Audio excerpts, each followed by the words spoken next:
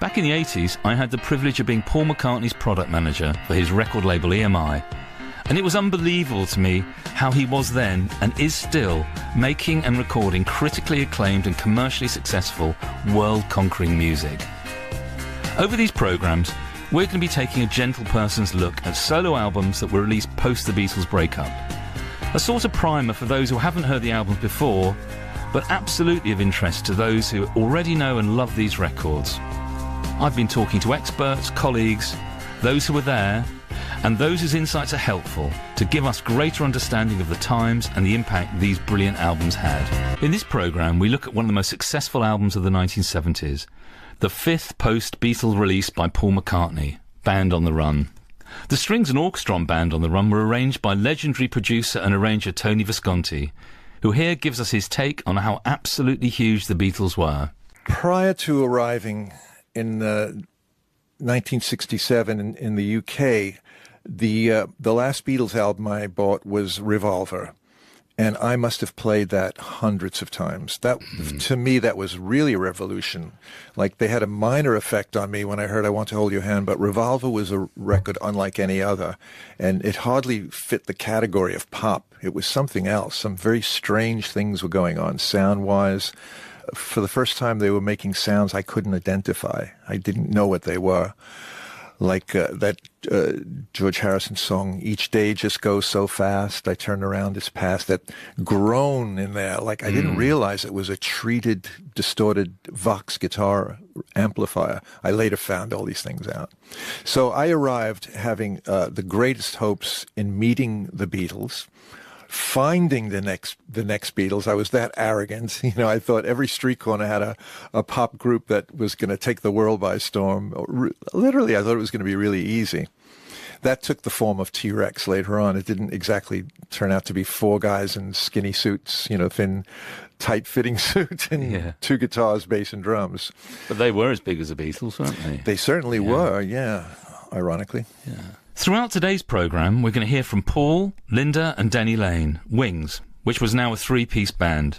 Having spent some time literally turning up almost unannounced at smaller venues, they were about to become one of the first huge pop stadium acts. They would enjoy less screaming and better sound system and stages than the Beatles, but first, let's go back in time with Denny, on the phone from his American home, Paul himself, and Tony Visconti again on the Beatles split. I was really upset. The Beatles were the king of pop, and even bands lived in their shadow. Everyone lived in their shadow. You know, no matter how creative you were, when the Beatles put out a new record, it was the best. It was more creative. It was more ingenious, you know. So it was a sad time. So, jumping ahead a couple of years, how did working on the Band on the Run album come about for you, Tony? Well, by that time, Paul did that in Nigeria. He had great ideas for orchestration on it, and he, for some reason, did not want to use George Martin, George Martin is one of my other heroes, you know. And so he phoned me up because I was getting a lot of hits with T-Rex, and he liked the string writing on the T-Rex albums and singles. So he said, I'd like you to write some string arrangements for my album, my new album. And I knew him through Mary Hopkin, who was my wife at the time. So I had met him. Yeah. And, you know, I used to go into Apple headquarters and Apple Records, you know, not Apple computers. You worked on Badfinger, didn't you? Yeah, I worked on Badfinger. So I met all the Beatles, maybe bar one. I didn't meet John Lennon, but George Harrison was always there. He was walking around, and he'd just walk into a meeting just to sit in and listen, you know. It was a bit disarming. Yeah. So I went over he asked me to go to his house in St. John's Wood. It was on a Sunday. And Mary felt that she hadn't seen him for a while, so she took our little boy, who was 1 year old, and she wasn't invited, but they accommodated her and the boy. And we sat in the big living room in St. John's Wood, and Mary and Linda McCartney started putting the kids together, and they were all playing together. So Paul and I sat at the piano and he started playing the songs for me, sometimes on piano, sometimes from a rough mix. And he just double-checked. He says, "Are you sure you can read and write music?" I said, "Yes, I promise you I can." So, because famously, of course, he can't, can he? No, he can't. No, he could if he. I don't know why he didn't learn. It's like he could learn in a month how to do that. Yeah. But he liked to just dictate parts. Half of it was him whistling a part or playing the top line on the piano, and he'd only play the snippets of the song that he wanted me to write on. He was terrified that these would be bootlegged. He gave me little recordings on a cassette, and if he gave me the whole song, he thought somehow it would fall in the wrong hands. Not mine, of course, but it would be bootleg. So I only heard the beginning of Band on the Run, because that's where the strings were. Yeah. The da da da da da da, and the da da da da da da da da da. Then he stopped the tape. I couldn't hear the rest. Unbelievable. Of the song. Yes. So you orchestrated the whole song without hearing the whole thing. Well, those are the only bits he wanted the strings. I see. He just played the bits. Everyone, even "Drink to Me, Drink to My Health," the Picasso song. That was just the bits that I was supposed to write strings on. And Bluebird, just that bit where he wanted the sax and whatever, It was very funny. It was 7 songs in all. But as an arranger, Tony, I've always thought that you arrange slightly differently to other people, because when I hear those T-Rex singles, the string section actually sounds like another instrument. It's not just a bed over which things are laid. It feels that it's up there, sort of dueling with the guitar and the voice. But really importantly, it doesn't cross over the guitar or the voice. That they're written meticulously, I have to say. Well, thank you. That's what I always have in mind. And I always felt in those days, if Mark could play strings, he would play along with his guitar. They had to be complementary string parts to the guitar playing. Absolutely. And not a wash of sound. You're absolutely right. And I think this is what Paul liked about they were quirky and different. So could you tell us about the actual sessions then for Band on the Run? I think Jeff Emerick was the engineer. Yes, he was. And how big was your orchestral section you used? Well, we started with the larger section first, and throughout the day whittled it down to like one player in the end. So the orchestra was 50 pieces. Oh, that's huge. Yes, for the Picasso song. And the very first thing we did was the Band on the Run bits that I just talked about. Meantime, I was up for 3 days writing these songs. That was a tall order for I was given actually 2 days to write them. I went back Sunday night. Pre-computer, of course. It's all by hand. Yeah, it's all by pencil and paper. And then it was not enough time to send them to an ink copyist, a copyist who would do it by. So I did the copying as well. And I think I went to bed Tuesday night about 3 a.m. And then I was there at 10 a.m. Wednesday morning to Session do time. Yeah. Oh, I was really tired. Yeah. But I was younger, so it didn't matter. And recorded at Air, were they these? Yes, it was when Air Studios was in Oxford Circus, and it was on the 4th floor. Yeah, very, very close to where we are now. I loved that studio. It was ahead of its time. It was very modern, and George Martin was always walking through the halls, and you could. Oh, it's so great to bump into him. Wings was sort of my answer to the Beatles. It was the Beatles having broken up. The question was, what are you going to do now? Retire or keep making music? If you keep making music, how are you going to do that? And so Linda and I decided that it would be a good idea to just form a band. I kind of said, do you want to be in it? And yeah. It was a very sort of casual thing. And I likened it to the beginning of the Beatles, when we'd just sort of fallen together. There was no big plan. So that was Wings. And then, so I naturally thought, well, it'd be good to get a couple of like-minded people, like Denny Lane, who's a good singer, and either get him to write something, or I might write something for him, which in the Beatles, John and I had often written for Ringo. And George, early on. Hello, this is Denny Lane here, of Wings and Moody Blues fame. I'm out there on the road. Come and see me sometime. I do this album on stage, with my band, and it's kind of much more up-to-date version. I mean, there's all kinds of different solos, and it's extended. It's not exactly a tribute, but and this one is about being out there living in the tent, no rent. My name is Darryl Eastley. I'm a writer, music consultant, DJ. Paul McCartney to me is the most underrated Beatle, and he always has been, because I think growing up at a time where everyone seemed to have it in for Paul McCartney in some way or another. And I think, sometimes he can be his own worst enemy by making records like Maxwell Silverhammer or the Frog Chorus, which are always used as sort of exhibit A in McCartney bashing. I mean, I don't really think he's ever done a bad album. There's been albums that are less good than others. He's prolific, isn't he? So if you're prolific, you do good things and bad things. Of course. In the way when you look at how sparse, Harrison's recordings became, obviously Ringo is a different thing altogether. He's bringing out the records. But McCartney's released a lot. But I don't think he's ever done a totally bad album. You really sense how lost he was at the breakup of the Beatles, and as time's gone by, and he sort of said it himself, he was having some form of nervous breakdown because he fought to keep the Beatles together. He didn't mean, you really get that sense he didn't mean to be so sort of overbearing, and you can see, how he would rile Harrison, being the youngest and his oldest mate. You could see how Lennon was just had enough, and even the point where Ringo had enough, you sort of know, okay, maybe that's, you're going too far. But it's only because he believed in what they had.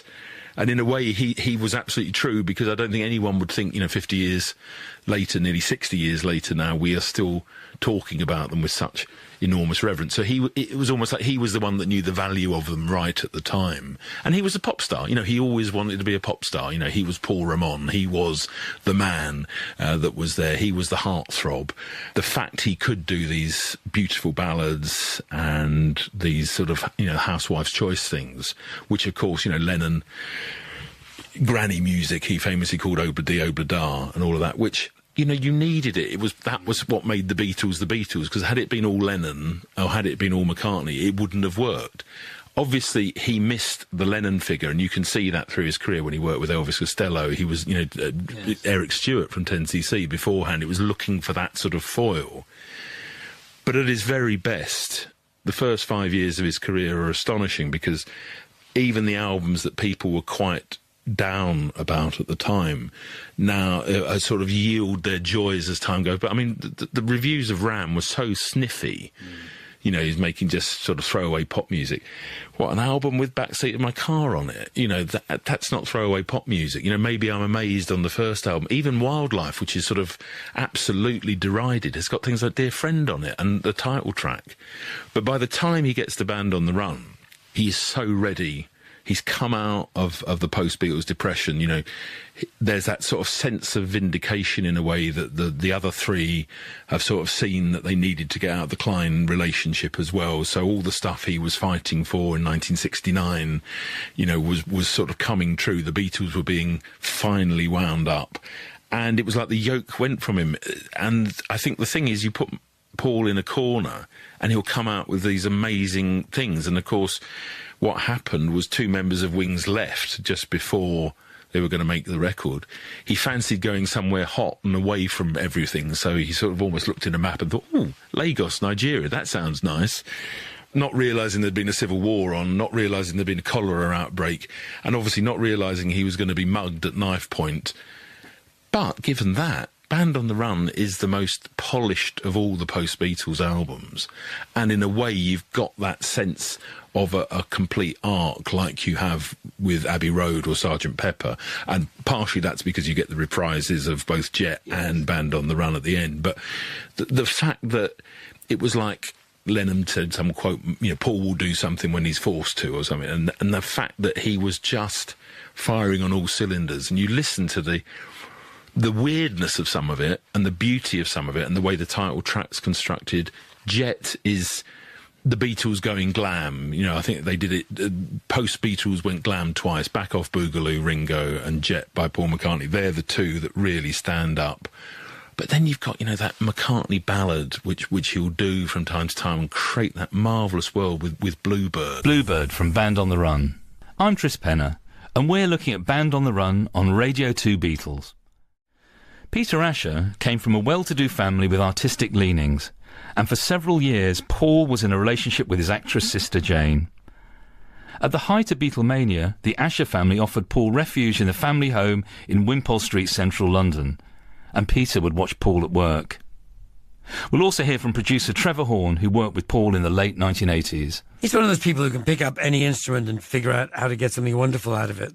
He's somebody who can, when he started to learn about classical music, partly living in our house where my mother, was a classical oboe player, and she explained a lot to him, and of course George Martin explained a lot to him. He would get it right away. What this instrument can do, what role it can play in the orchestra, what a string quartet is, and how you can use it. And he's incredibly fast on the uptake, musically and in every other way as well. And as I say, he decides he wants to play the piano, he plays the piano, and beautifully, and gets all kinds of influences come into play, and he balances them perfectly. And he's a great drummer too. I mean, he is one of those miraculously multi-talented people. And then as a composer, of course, he just has these brilliant songs, and every songwriter says the same thing, that they don't quite know where they come from, but they show up. In some cases, like yesterday's, they show up miraculously, and he thinks it's a song he's heard somewhere. When you work with somebody, you sit with a crew, and Paul's crew have been with him for like 30 years, years and years. And then I said Band on the Run's my favourite album, and they all said, the reason it's your favourite album is because you played everything on it. And when I listen back to it, it's got that quality of somebody playing or doing all the overdubs. I mean, I'm sure he used a horn section here and there and the odd person, but it just makes it, I don't know, it gives it like a sort of demo quality. And he took some real chances with some of the things he did on it, Here's Denny again. He first knew Paul from his days of being a kingpin in the Moody Blues and the Denny Lane Electric String Band. We would run through all the old music that we grew up on, like Buddy Holly, Elvis. We'd just play all those grooves and the Everly Brothers.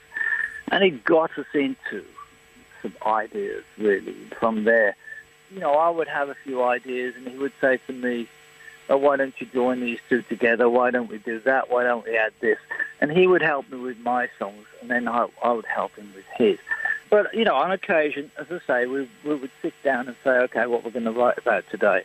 And we would write together. I think that's how him and John worked. Yeah, I always think it's good for writers when they collaborate, even if the collaborator adds only 5%, that 5% or 10% they've added can really shift a song and just help up the ante, really, can't it, with a writer? Oh, yeah, definitely. Like I said, I might have two songs or ideas for songs, and Paul might say, let's join them together. Like he did on No Words on Band on the Run album, for example. So we had that kind of relationship where it was a challenge. No Words, written by Paul McCartney and Denny Lane. I'm Tris Penner, and this is Radio 2 Beatles. We're halfway through our look at 4 key solo albums for the Fab Four. The Beatles always understood the importance of image, and album sleeve covers in particular. Linda Eastman was a well-known and respected photographer, with iconic shots of Jimi Hendrix, Jim Morrison and Aretha Franklin in her portfolio, before she even married Paul. Naturally, she had some interesting ideas for Band on the Run.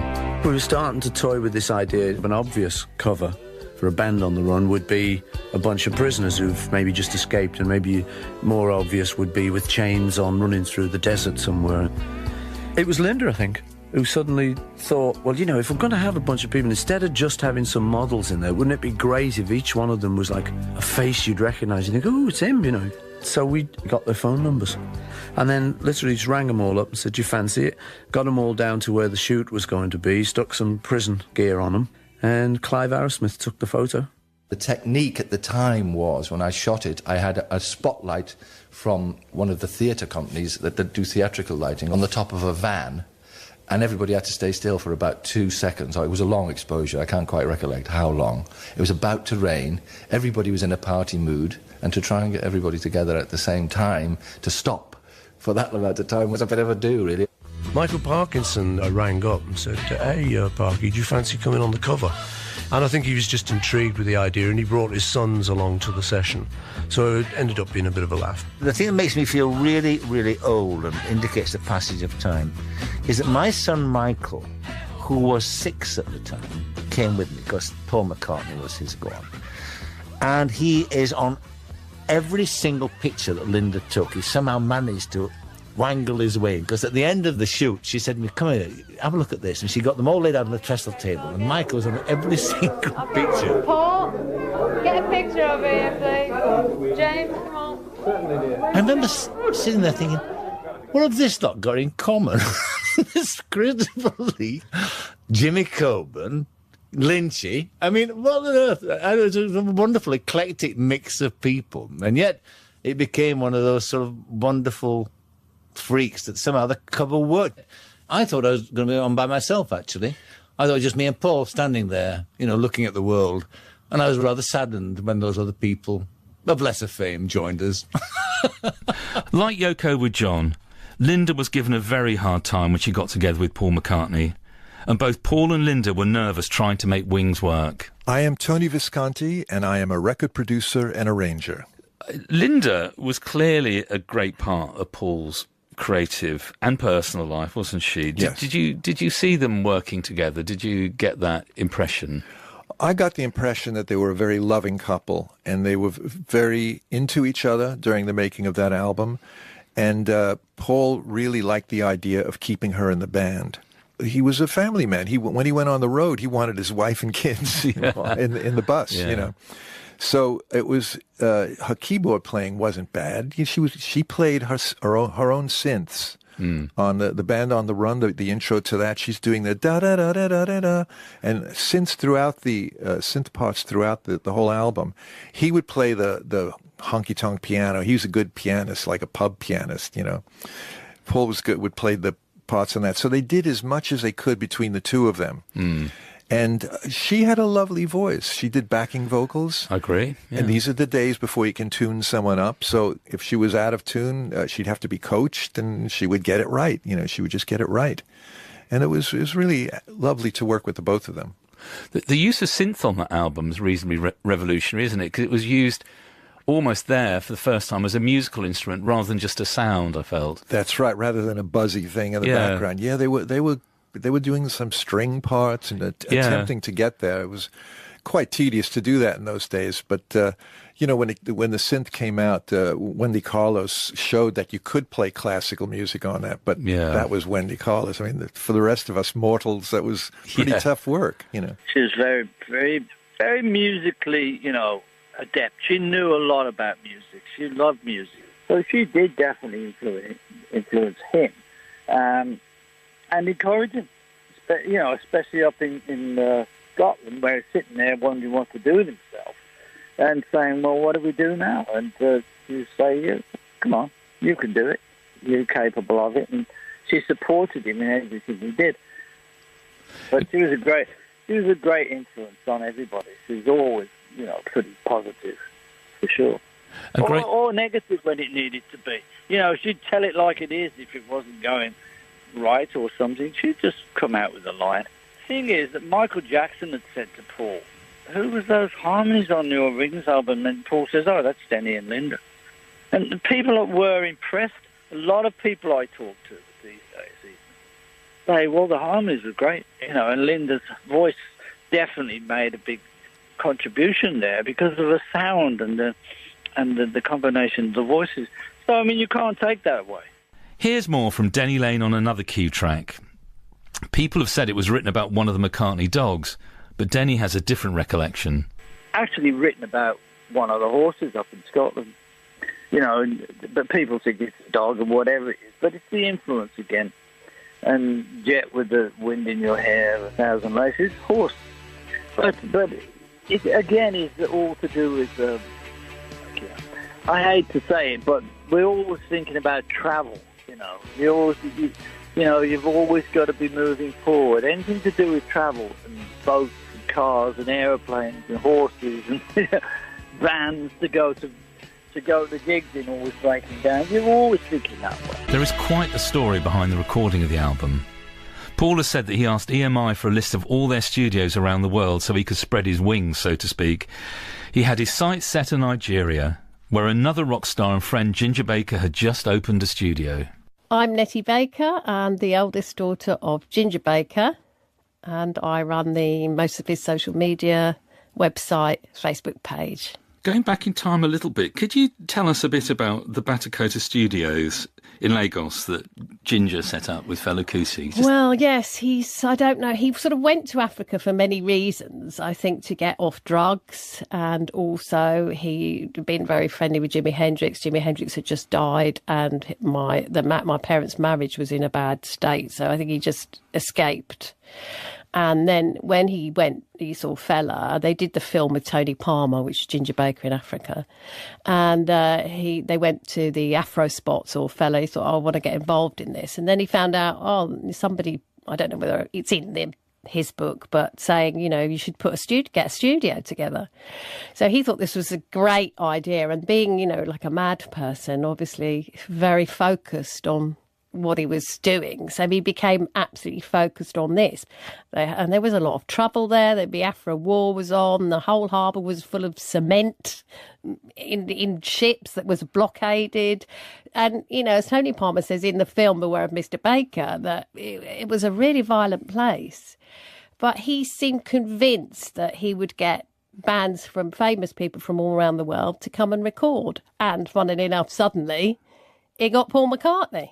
He was thrilled. He thought, this is it, I've made it. But unfortunately, he came up against EMI, who also had a studio out there. And you just can't do that. Hi, I'm Nitin Sawhney, and I'm a composer and producer. I just think it's such a great album. In the same way Rumours is a timeless album from Fleetwood Mac, I think Band on the Run is that kind of album that you can listen to any of the tracks and they're so iconic. Each track on this album, I think, is really strong. There's something about each track that really sticks in your mind. You've worked with McCartney, haven't you, yourself? Yeah. Describe what it's like collaborating with someone such as Paul. Well, there's a history that goes back. When I first met him was in the 90s when he came to my almost a bedsit that I was in at the time. It was a shared flat, and I was in this room at the top of the stairs, and he'd phoned up in the morning and said, I want to come over and hear the remix you're doing for me. We were everyone was manically hoovering and everything, because it was just this shared place. And then the fact that when he came into my room, first thing he said was, I used to live in a place a bit like this. And he said, I wrote a track called Scrambled Eggs in a place like this, and then picked up my guitar and played Yesterday to me and sung it to me. The first thing that happens to me is that Paul McCartney sings Yesterday to me in my bedroom. Here's producer Tony Visconti. I can really hear, I think this album is so important because I can hear over the next decade bands copying the sound on this record. Quite influential. I think you can hear it in bands such as Supertramp, for example. You can hear it, actually bits of it in Queen and what Queen went on to do. Yeah. Don't you think it's got a particular sound and a particular presence? And just the way the record was made around just those great pop songs, it almost defined what was to happen for the next 10 years, I think. Yeah, well, the songwriting was brilliant, and the arranging of his own band was brilliant. His bass playing is he writes bass parts that all of us other bass players are envious of. He writes the best bass parts. Also, the sound, that was made in Nigeria, where because of the humidity, all the oxide fell off the tape. You could almost see through the tape. Oh, really? That's right. And Jeff Emmerich had to restore the condition of the tape by copying them to 16-track and putting heavy compression on each channel so that you wouldn't hear the dropouts. But that made a kind of a sound that started a trend. Whether you had tape that was nearly destroyed or not, people were going for that sound. That he was very smart to do that. So everything was super compressed that was recorded in Nigeria, which gave us only 8 more tracks to do all this orchestral stuff and the backing vocals and the brass and all that. Let me roll it. I'm Tris Penner, and this is Radio 2 Beatles. John Reid has worked with and managed some of the greatest talents on the planet, and we'll hear more from him as we continue our look at Ringo later in the week. But here are his views on Paul in comparison to the other Beatles. If you want to compare each of their songwriting, Paul is just the pop song writer. He's pure pop, I think, generally, and prolific, much more prolific than. But melody and lyrics, yeah. John. His lyrics Fantastic. are beyond, and his melodies are from heaven, aren't they? Once heard, never forgotten. Yeah. And a lot of fun, and he's proved it, throughout his entire career, still touring. Quite extraordinary, because he loves it. Producer Trevor Horn still loves the sound of the album, and after him we'll hear from music consultant and expert Darryl Easley, who will tell us more about its long-reaching influence. Well, there's no doubt that by that point, just the engineering, if you listen to Band on the Run in your car, it still sounds great. You listen to it from a cassette, it sounds great. Brilliant engineer. Everybody knew what they were doing, and they took care of it. It really influenced me. I listened to it loads. I liked that kind of thing. I liked that sort of slightly layered. I wrote an arrangement of Jet, and I used to do it in the nightclub band I was in because it had a horn section. What it did, was take the second side of Abbey Road, which was always so dear to McCartney, which in a way was the template for ELO, Alan Parsons Project, 10cc, Queen, there. And I can hear Queen in this record. Oh, no, absolutely. And I think the fact that they'd moved forward so the recording techniques were better, equipment was better. I mean, obviously, I think it was Charles Shaw Murray who said something like, it's the first time the synthesizer is used as a sort of sympathetic instrument rather than a sort of squonk machine or something.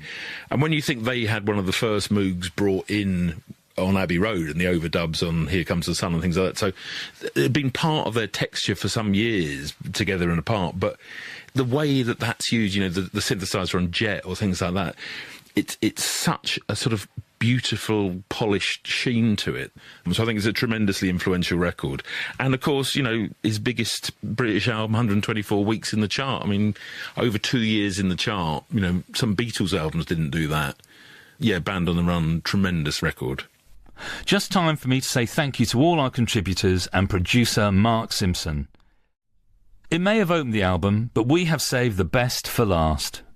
Paul will introduce the title track after we've heard from his co-conspirator Denny Lane.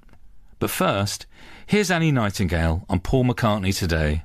I saw in the newspapers this week, or in the media this week, the big conjecture is Paul going to play Glastonbury next year? People are still talking about McCartney and the Beatles and still loving their music all these years later. Did anyone have any idea back in the 60s or even the early 70s that in 2019 we would still be discussing these? I didn't know if we'd be still discussing it. I did believe that their music would live on because they were just so good. I mean, you can't get those songs out of your head even now. And, for example, the complete phenomenon and success of 2019 has been this 17-year-old girl in America called Billie Eilish. When asked, what are your influences? She says, the Beatles. She's 17. So, rest your case. All I can say is that I know what we were going through at the time, and I believe that Paul had this idea of, a band on the road that's always going from gig to gig and being, it's almost like I don't know about on the run. It's no time to hide. It's the same kind of thing. You need to be going forward. You know what I'm saying? That's the band attitude. You've always got to be, you're only as good as your last gig kind of thing. And you're always out there trying to sort of, push the envelope. I think that's what that song was about, in a sense. This track you're going to hear now is called Band on the Run. This is the track that opens the LP.